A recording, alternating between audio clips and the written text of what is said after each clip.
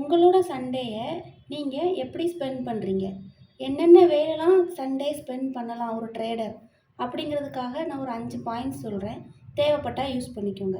சண்டேங்கிறது வந்து next வீக்கை start பண்ணுறதுக்கான ஒரு கீ அண்ட் ப்ரீவியஸ் வீக்கோட ரெஃப்ளெக்ஷனாகவும் இருக்கும். இப்போது அந்த 5 பாயிண்ட்ஸ் என்னென்னு பார்க்கலாமா?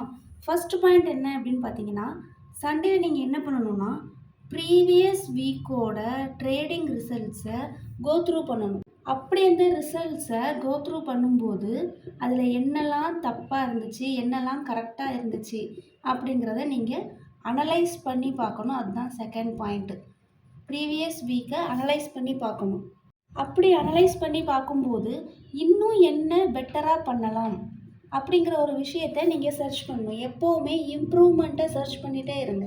எப்போவுமே இம்ப்ரூவ்மெண்ட்டே சர்ச் பண்ணும்போது உங்களோட பழைய ஸ்ட்ராட்டஜியில் ஏதாவது மிஸ்டேக் இருக்குது, இல்லை ஸ்ட்ராட்டஜி எப்படி இருக்குது அப்படிங்கிறத பேக் டெஸ்ட் பண்ணி பாருங்கள். பார்த்துட்டு அது சரியில்லை அப்படின்னா ரிசல்ட்டை பொறுத்து உங்களோட ஸ்ட்ராட்டஜியை சேஞ்ச் பண்ணிக்கோங்க. எப்போ உங்களுக்கு சாட்டிஸ்ஃபையிங் ரிசல்ட் வருதோ அது வரைக்கும் நீங்கள் வந்து உங்களோட ஸ்ட்ராட்டஜியை சேஞ்ச் பண்ணி பார்க்கலாம், பேக் டெஸ்ட் பண்ணி பார்க்கலாம். ப்ரீவியஸ் வீக்கில் உங்களோட ஸ்ட்ராட்டஜியை நீங்கள் அனலைஸ் பண்ணி பார்க்கும்போது என்னென்ன ட்ரேட்ஸ்லாம் நீங்கள் எடுத்திருக்கலாம் அப்படிங்கிறத ஐடென்டிஃபை பண்ணி பாருங்கள்.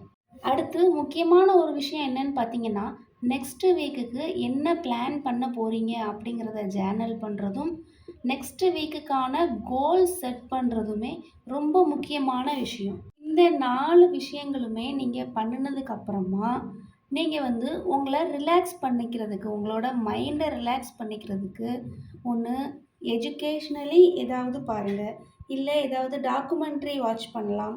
அப்படி இல்லை அப்படின்னா உங்களை சில் பண்ணுறதுக்கு நெட்ஃப்ளிக்ஸு அந்த மாதிரி ஏதாவது பார்த்து உங்களை சில் பண்ணிக்கோங்க. பாடி அண்ட் மைண்ட் ரெண்டையுமே ரிலாக்ஸ் பண்ணுறது வந்து ரொம்பவே முக்கியமான விஷயம். ஸோ அதுக்குன்னு பர்டிகுலர் டைம் ஸ்பெண்ட் பண்ணி உங்களோட மைண்டை அண்ட் பாடியை ரெண்டையுமே ரிலாக்ஸ் பண்ணிக்கோங்க.